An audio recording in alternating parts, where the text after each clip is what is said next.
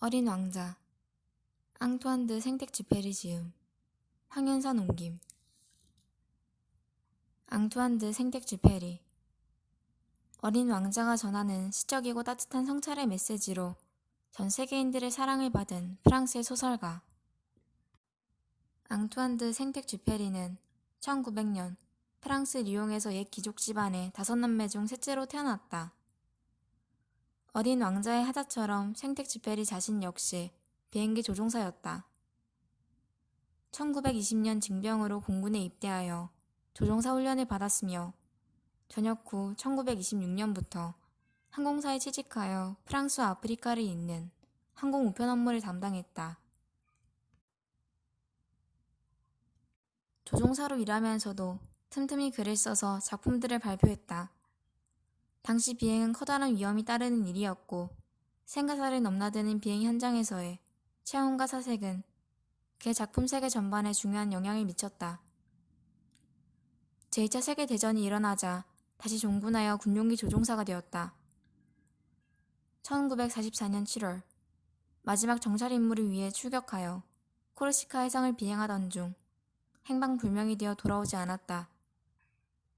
작품으로 어린 왕자, 난방 우편기, 야간 비행, 인간의 대지, 성체, 전시 조종사 등이 있으며 야간 비행으로 페미나상을, 인간의 대지로 아카데미 프랑세즈 소설 대상을 수상했다. 특히 그가 직접 그린 사파가 함께 수록된 어린 왕자는 세계에서 가장 많이 읽히는 책 중 하나로서 수많은 독자들이 독서의 경험을 입문처럼 읽게 되는 불멸의 고전으로 자리 잡았다. 다른 별에서 온 어린 왕자의 순수한 시선으로 모순된 어른들의 세계를 비추는 이 소설은 동화처럼 단순해 보이는 이야기 속에 삶에 대한 깊은 성찰을 아름다운 운율로 녹여내고 있다. 260여 개의 언어로 번역되고 1억 부 이상 판매되며 전 세계 독자들에게 꾸준한 사랑을 받은 작품이다. 어른들을 위한 어린 왕자 해설 뱀과 여우 어린 왕자에 대한 이 해설은 어른들을 위한 것이다. 이 책에 어른들을 위한 해설밖에 없는 것은 어린이들을 가볍게 여겨서가 아니다. 오히려 그 반대다. 어린이들은 부하뱀의 겉모습을 보고 그 속을 알 수 있는 능력이 있기에 사실 이런 해설이 필요 없다. 그래서 이 해설은 나처럼 우둔한 어른이 다른 우둔한 어른을 생각하며 쓴 것이다. 다만 어린이들을 지루하지 않게 하기 위해 해설은 짧게 쓸 것이다. 이미 다른 책에서 했던 이야기들을 다시 반복하지 않을 것이다. 어린이들은 불안하게 생각하지 않아도 된다. 생텍쥐페리의 어린 왕자는 뱀에 대한 이야기로 시작된다. 뒷날 비행사가 되고 어린 왕자를 만나게 될 이 소설의 화자는 6살 소년이었을 적에 부하뱀 한 마리가 맹수를 삼키고 있는 그림을 보고 크게 감명을 받았다. 그래서 그도 그림을 그렸다. 마침내 성공한 그림이 코끼리를 통째로 삼키고 몸이 볼록해진 부하뱀이었다. 그러나 이 걸작 속에 모자밖에 다른 것을 발견하지 못하는 어른들을 위해 그는 속이 보이는 부하뱀을 다시 그려야 했다. 이 두 그림이 그의 운명을 결정했다. 그는 자신의 첫 번째 그림을 이해하는 어른들을 만나고 싶어 했지만 만날 수 없었고 늘 두 번째 그림이 필요했다. 부하뱀의 속을 제 힘만으론 투시할 줄 모르는 사람들 속에서 그는 외롭게 살아야 했던 것이다. 어린 왕자는 그가 만난 사람들 가운데 두 번째 그림이 필요 없었던 유일한 사람이다.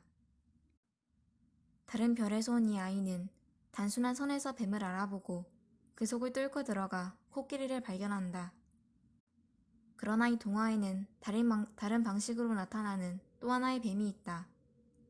어린 왕자가 지구에, 아프리카에, 사막에 발을 내려놓고 나서 처음 만난 생물은 바로 뱀이었다.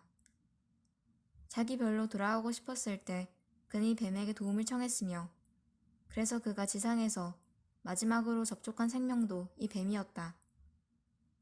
이야기의 구조에서 이 뱀의 역할은 매우 중요하지만 그것은 동화 전체의 주제를 대표하는 여우의 강력한 인상에 압도되어 주목을 받지 못한다. 세상 물정을 깊이 알고 어떻게 살아야 할지를 조리 있게 말할 수 있는 여우는 현재의 모습을 지니고 있다. 그는 길들인다는 것이 무엇인지에 대해 가르쳐주고 그 가르침을 실습한다. 인간은 자기가 공들여 일구고 가꾼 것들과만 진정한 관계를 맺을 수 있고 이 관계를 통해서만 자기 존재를 확장할 수 있다. 1만 사람을 알고 지내고 1만 가지 물건을 소유하고 있어도 그 가운데 어느 것 하나도 자신의 마음과 노력을 부어 길들인 것이 아니라면 그 사람은 이 세상을 살았다고 할 수 없는 것이다. 그는 1만 사람을 바쁘게 만나고 1만 가지 물건을 숨차게 끌어모았지만 누구에게도 어느 물건에도 자기가 살아온 삶의 시간을 새겨두지 못했기 때문이다. 1만 사람은 그 사람을 기억하지 않을 것이며 1만 가지 물건은 그 사람에 대한 기억을 불러일으키지 않을 것이다. 그는 생애 내내 눈앞을 보자기보다 더 적은 시간밖에는 가지지 못할 것이다. 그가 눈을 감으면 그 시간은 꺼져버릴 것이다. 어린 왕자가 지구에 도착하기 전에 만난 사람들, 왕, 허용쟁이, 술꾼, 사업사 같은 사람들이 모두 이에 해당한다. 왕은 세상 만물을 명령하는 자신과 명령받는 타자로 구분한다.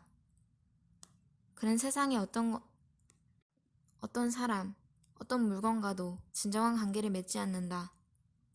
허영쟁이에게도 세상은 자신과 자신을 찬양하는 사람밖에 존재하지 않는 곳이다. 그는 자기 아닌 사람들을 단 한 번도 이해해보려 하지 않는다. 술꾼은 자기 아닌 모든 것에 무관심하다. 그는 자기 밖으로 빠져나갈 수 없기에 자신의 순환 논리에서도 벗어날 수 없다. 사업가는 소유 관계로만 세상을 파악한다. 그에게는 세상이 자기 것과 자기 것이 아닌 것으로만 갈라져 있다. 자기가 소유한 것에 한 번도 정성을 쏟아본 적이 없다. 그들은 아무것도 사랑하지 않으며 사랑한다는 것이 무엇인지 모른다. 지리학자에 대해서도 같은 말을 할 수 있을 것이다. 그는 세상 만물은 지식의 대상이지만 그 물건 하나하나를 직접 만나본 적은 없다. 그는 알 뿐 사랑하지 않는다. 여우가 말한 길들인다는 것은 자기 아닌 것과 관계를 맺으며 자신을 그것의 삶 속에, 그것을 자신의 삶 속에 있게 하는 일이다.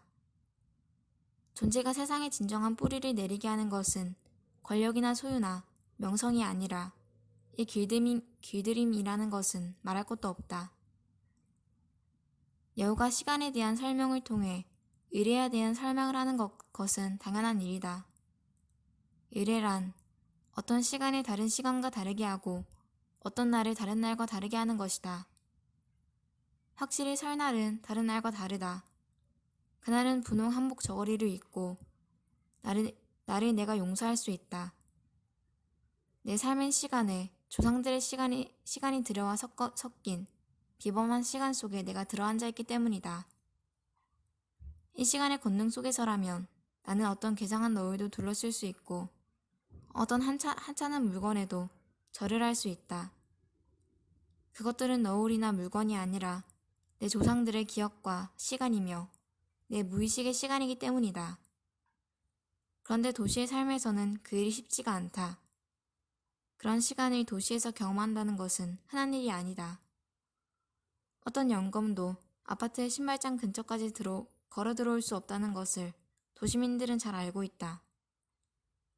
이곳에는 벌써 새 버전이 나와 폐기되는 낡은 버전이 있어도 기억을 지닌 물건은 없다. 어쩌다 손에 들어온 골동품이라 할지라도 사정은 다르지 않다. 그것은 제 깊은 시간을 이를 악물고 끌어안은 채 책상 한 구석에 건조롭게 놓여 있다. 우리는 옛날에 어떤 이상한 시간이 있었음을 아는 것만으로도 스스로를 대견하다고 여긴다. 우린 아마도 해를 넘긴 컴퓨터처럼 폐기될 것이다. 생텍쥐페리는 사막에 관하여 말했지만 그 사막은 바로 이 도시를 일컫는 말이었으리라.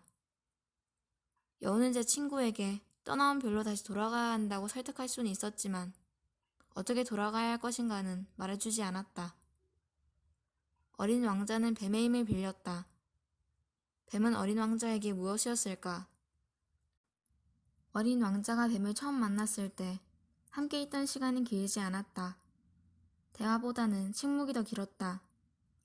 왕자가 자기 별을 가리키며 아름답다고 말했을 때 뱀도 동의했다. 그리고 왜 그의 별을 떠나왔느냐고 물었다. 어떤 곳과 다툼이 있었다고 얘기하자 뱀은 아 라고 짧게 응수할 뿐이었다. 뱀은 소년의 말을 알아듣지만 이를 드러내지는 않는다. 뱀은 누구든지 자기가 건드리기만 하면 그가 태어난 땅으로 다시 돌아가게 된다며 어린 왕자가 자기 별을 정말로 그리워한다면 그를 도와줄 수도 있다고 제안한다. 자기가 태어난 땅으로 돌아간다는 것은 물론 죽는다는 말이다. 그의 말은 여우의 말처럼 이해해야 할 말이 아니라 해석해야 할 말이다. 그것은 감동해야 할 종류의 말이 아니다. 말하자면 그것은 작품이 아니라 텍스트이다. 한자의 말이 아니라 비평가의 말이다. 어린 왕자는 여우의 종합으로부터 비밀한 지혜를 얻었지만 결단의 시간이 다가오자 그 실천을 위해서 뱀의 분석을 선택했다. 오두막보다 더 크지 않은 별에 살던 이 우주의 시골뜨기는 벌써 권력자와 상인, 염세가와 허영쟁이를 만났고 착실한 공무원과 학자를 만났다. 어린 왕자는 그들이 어떻게 소외되어 있는가를 알게 되었지만 그 자신도 더 이상 천진난만한 상태에 머물러 있는 것은 아니었다. 세상은 사랑으로 가득 차 있는 것이 아니라 사랑이 요청되는 사막이며 그 사랑은 긴 시간을 거쳐 공들여 만들어져야 한다는 것을 깨달은 것이 그가 긴 편육 끝에 순진함을 지불하고 얻은 소득이었다. 그는 줄로 엮은 철새들에 매달려 별들 사이를 이동하며 지구까지 왔지만 이미 세상의 물정을 아는 그에게 이 불확실한 목가적 여행 수단이 더 이상 가능한 것인지 알 수 없었다. 그는 뱀에게 물리기로 결심했다. 극단적으로 과격한 이 귀향 방법은 분석적인 만큼 확실하고 효과적이다.